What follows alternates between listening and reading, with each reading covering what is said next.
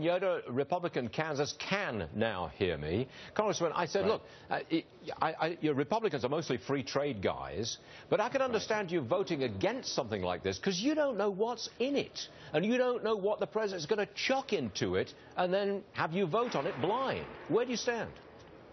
Well, I support an American trade deal that would open up markets in Asian countries so that we can sell goods from small and medium-sized businesses, manufacturers from all across America.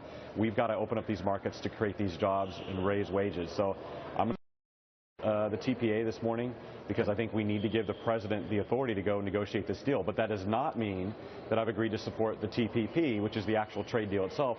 We're going to have to still look at that and give that a fine-tooth comb to decide if it's the right thing for America. Now, you will find out at some point with this TPP, the actual trade bill, you will find out what's in it. So you can figure out whether it's a good deal or not. Eventually, you'll get to see it.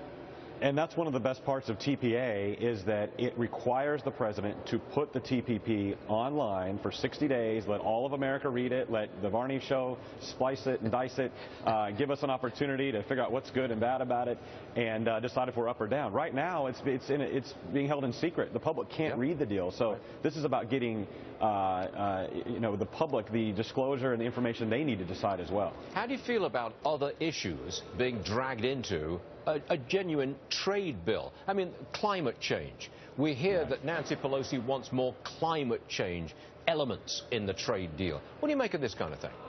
Well, I think it complicates the matter, and I think it adds a lot of issues that don't really have anything to do with the trade deal, but it's an opportunity for the president who needs to pick up votes trying to get things Democrats they want. Now, we're not going to support those kind of things. How are you going to go back to Kansas and explain to your constituents that, yes, you voted with a leftist president to get a trade deal through? How are you going to explain this? Well, even a broken clock's right twice a day, and in this case, the president has actually, I think, embraced free trade. It's a long-standing principle of the Republican Party. We believe that opening up these markets will help Kansas farmers, help Kansas small and medium-sized businesses. They don't have the ability, Stuart, to go over and sell these products themselves or open up a company in an Asian country. They need these markets open with a trade agreement. That's why it's so important for jobs at home, for wage increase, advancement at home, because trade jobs are 18% higher than non-trade related jobs. And 1 in 5 jobs in America is related to trade. So this is good for jobs and good for the economy. And the president, for once in a while, is actually on the right track on this. I think you've expressed the genuine feelings of many, many Americans, which is, yeah, trade is good. But chucking in other elements, whether it's Obamacare, Medicare, climate change, you throw all that lot into the pot, and yet we don't trust that kind of trade deal. I think you've expressed it very well, sir.